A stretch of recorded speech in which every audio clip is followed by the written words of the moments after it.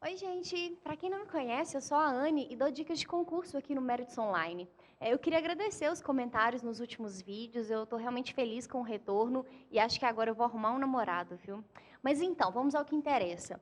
Saiu o edital do ATA, que é o cargo que chama assistente técnico administrativo do Ministério da Fazenda.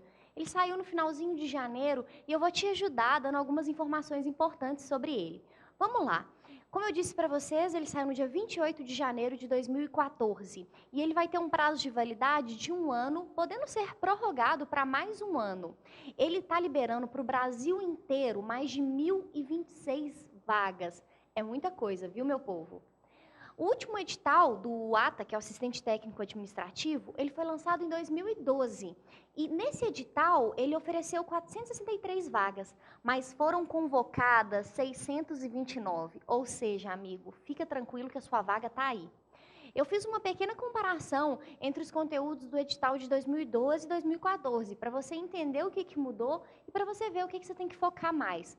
Teve umas diferenças bem drásticas quanto à parte de conhecimentos específicos, mas eu quero que você fique tranquilo, porque olha só, o regime jurídico que está nesse novo edital, antes estava dentro de direito administrativo. E ética, também do novo edital, estava dentro do direito administrativo. Outra coisa também, administração pública faz parte também da parte de gestão pública. Então não são tantas diferenças assim. Mas eu vou te explicar isso tudo. Se você quiser saber mais, você quer? Então segura aí que eu já volto.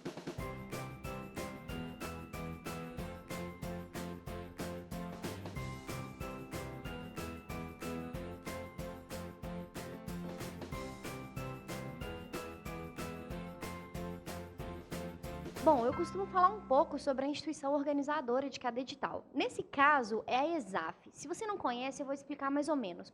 Ela é um órgão que está ligado ao Ministério da Fazenda. Então, normalmente, ela trabalha com concursos que sejam mais ligados à área fiscal, Receita Federal e por aí vai. Ela promove não só preparação para concursos, mas ela promove também cursos de formação para quem já foi chamado e já está lá dentro. Ela é uma banca um pouco polêmica. Por quê? Algumas pessoas discordam sobre a cobrança e isso faz o quê? Recurso.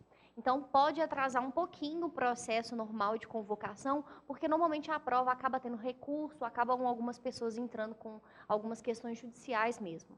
Bom, a prova ela é no formato de assertiva e são 5 opções para você. As provas da ESAF variam muito de acordo com a instituição organizadora no caso.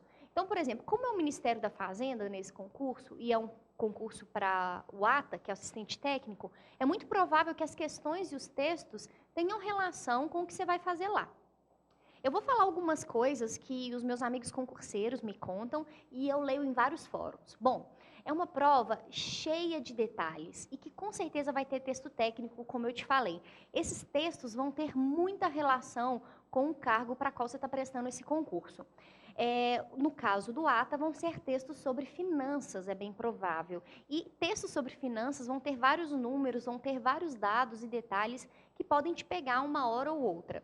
A cobrança, ela é muito mais específica. A cobrança nesses textos vai ser específico sobre valores, sobre dados, sobre as questões que estão no texto. Então, assim, interpretação de texto também ajuda nessa parte.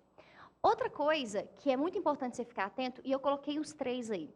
A ESAF ela é diferente em relação aos enunciados, aos gráficos e à parte de direito. Por quê? Os enunciados são muito grandes e normalmente a resposta está nele. Então, leia com bastante atenção.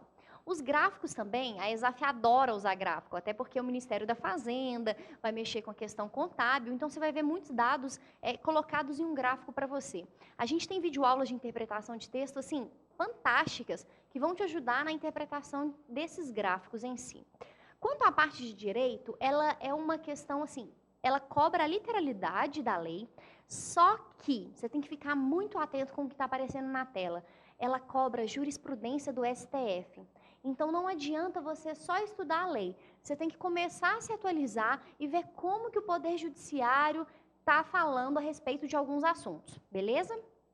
Outra coisa, você tem que se preparar psicologicamente, tomar um suquinho, dar uma relaxada, porque essa prova, ela não é difícil você resistir até o final.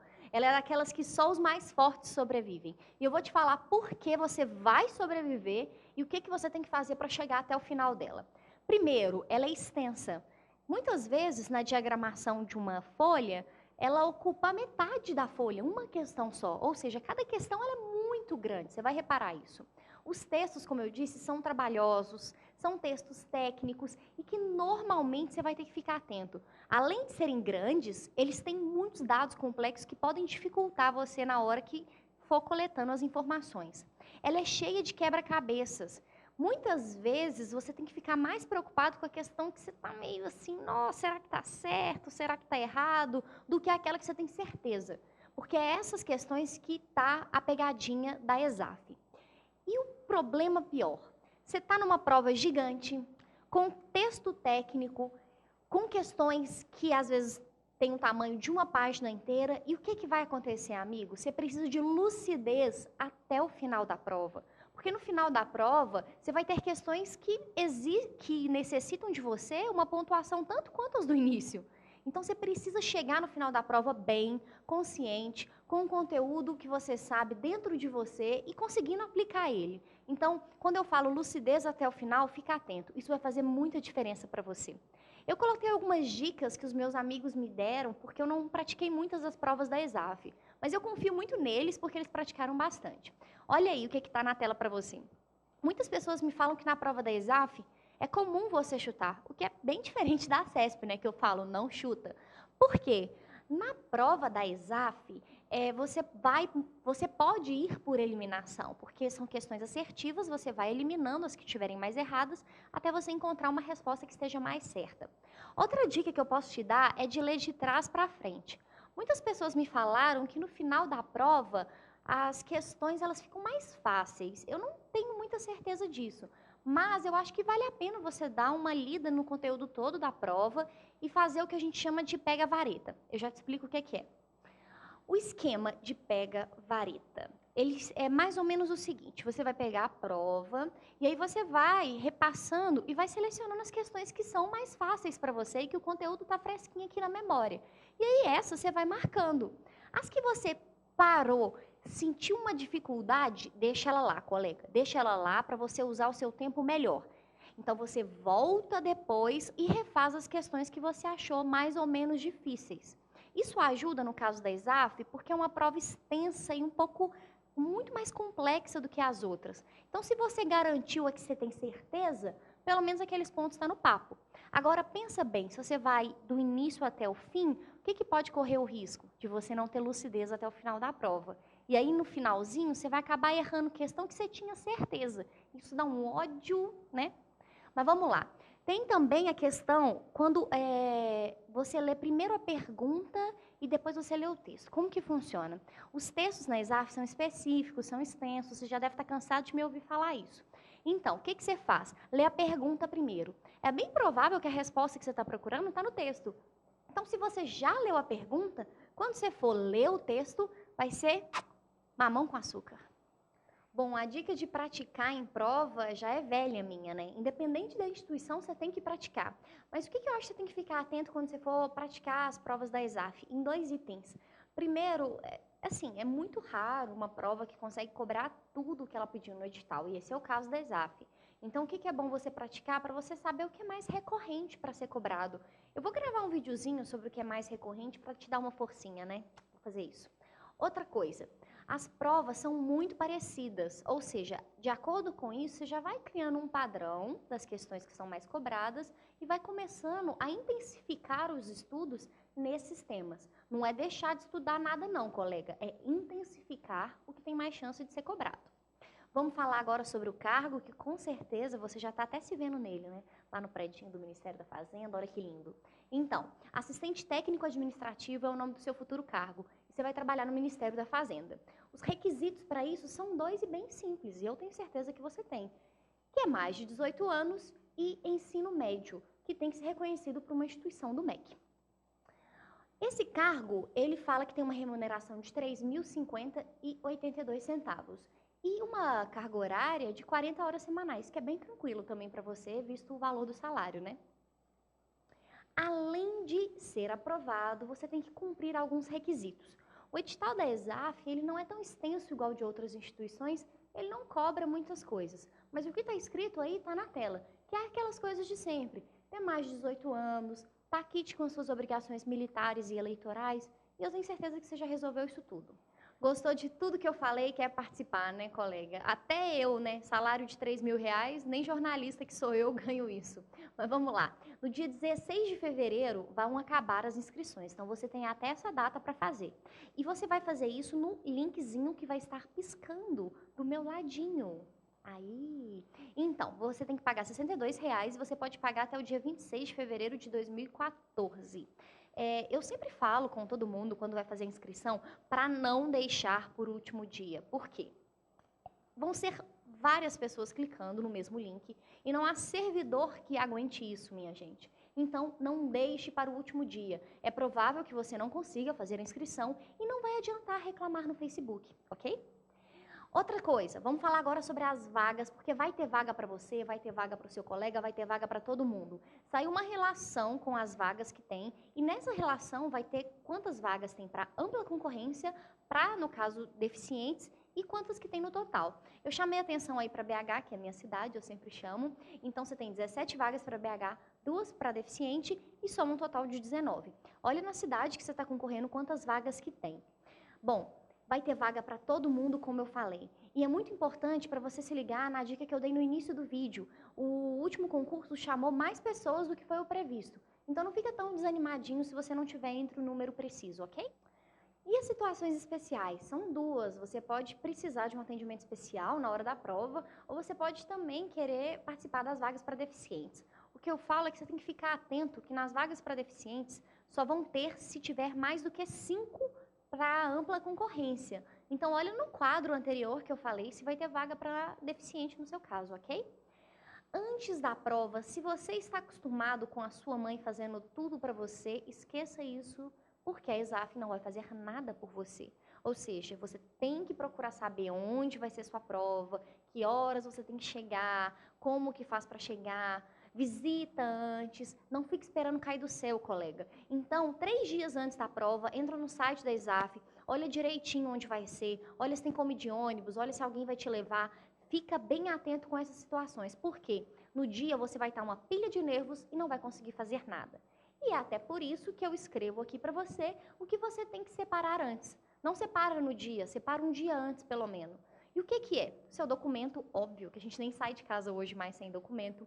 Tem que levar a guia de inscrição que você vai imprimir. Tem que também levar água e alguma comidinha que você quiser. Eu como de 3 em 3 horas. Bom, leva uma caneta também de tinta preta e que tenha material transparente. É a Bic, gente. Sabe por quê? Você pode ser retirado da prova se você tiver com outro tipo de caneta. E além disso, procura relaxar um dia anterior. Você estudou com Méritos Online, você está tranquilo, que eu sei. Então fica tranquilo, faça alguma atividade mais prazerosa, vai assistir alguma série divertida, relaxa. Chegou o grande dia, meu amigo, que é qual dia? 27 de abril. É claro que você já cancelou a sua viagem para Guarapari no carnaval, né? Porque afinal você vai passar o carnaval inteiro estudando aqui com a gente no Méritos Online. E para te ajudar, eu coloquei as disciplinas que vão cair nesse dia para você. Quais são? Tem a prova de conhecimentos básicos e tem a prova de conhecimentos específicos. Na prova de conhecimentos básicos, você tem língua portuguesa, matemática e raciocínio lógico, conhecimentos de informática e atualidades. Na prova de conhecimentos específicos, você tem gestão de pessoas no atendimento ao público, ética do servidor na administração pública brasileira e regime jurídico dos agentes públicos. Dentro desse quadro, você vai ver que tem o número de questões que vão cair, ou seja, você tem 20 questões de português, que é muita coisa. Você tem o peso de cada questão, e aí eu quero que você fique atento para algumas questões que tem peso 1, o restante todo tem peso 2. E o que você tem que tirar, o mínimo que você tem que tirar em cada disciplina. Também tem um mínimo que você tem que tirar em cada prova, e é óbvio que tem um mínimo que você tem que tirar no total das duas provas. Então, o que eu quero que você fique atento primeiro são essas duas disciplinas que eu estou marcando aí para você, que é conhecimentos de informática e atualidades. Por quê? Elas vieram com um conteúdo diferente nesse novo edital. Conhecimentos de informática não vai pedir somente a utilização de softwares que são comuns em provas de concurso público, como Word, Excel, Windows, conhecimentos de internet, Não, ela está pedindo conhecimentos muito específicos. Fica atento lá no edital e olha o que ela está pedindo. Não é comum esse tipo de cobrança. Outra coisa, atualidades também está diferente do que é comum a gente ver em provas. Normalmente, atualidades pede os fatos mais relevantes que aconteceram nos últimos 6 meses nos assuntos de política, economia, saúde. Só que no caso da prova do ATA, ele está pedindo conhecimentos, textos específicos. Ele não quer sustentabilidade de uma forma comum, ele pede um texto específico de sustentabilidade. Vale a pena ficar atento nisso. Mais ainda, porque essas questões só têm peso 1.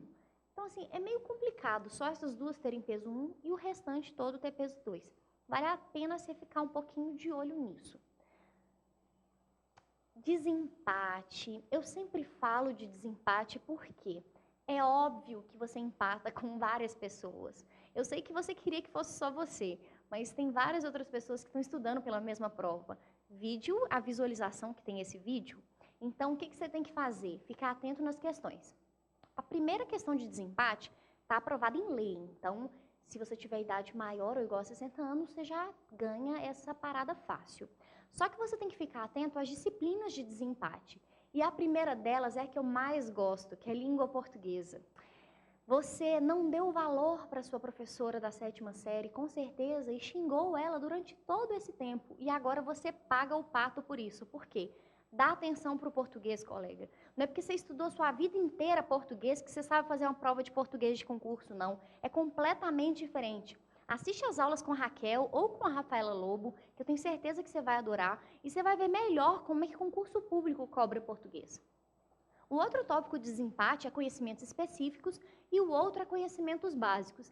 Conhecimentos específicos sempre têm um peso diferente em provas de concurso público. No caso, na prova do ATA, os conhecimentos específicos é peso 2, ou seja, você tem que dar uma atenção maior, só que o número de questões de conhecimentos específicos é bem menor do que de conhecimentos básicos. Fica de olho nisso, tá? Então, eu coloquei aí para você agora a data que vai sair alguns resultados. A data que eu coloquei aí é a data mais provável, que é o que acontece nos concursos da ESAF. O gabarito normalmente sai a partir do primeiro dia útil depois. Normalmente a prova é no domingo, então vai sair na segunda-feira. Provável, viu? Eu já fiz prova e fiquei mais de uma semana esperando o resultado.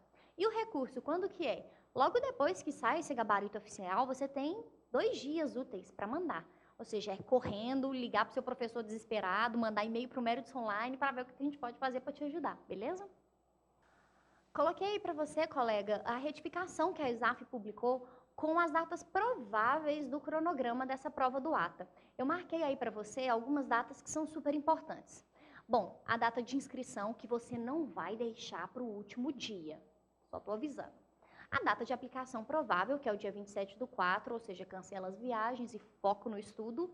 E a data da publicação do resultado final, ou seja, já liberou o gabarito, já entrou com processo de recurso, a vaga é sua. Então, no dia 3/6/2014, você vai me ligar e falar: Anne, venha para um churrasco comigo. Bem provável, não? Então, vocês gostaram desse vídeo? Então, por favor, clique em gostei e também se inscreve no canal, porque eu vou gravar ainda essa semana um vídeo explicando tudo que é mais provável de ser cobrado em cada disciplina. E é lógico que você quer saber disso. Também faz um comentário aqui embaixo, eu sempre leio todos os comentários, assim, fico muito feliz com o retorno que vocês me dão. E é isso, pessoal. Tchauzinho.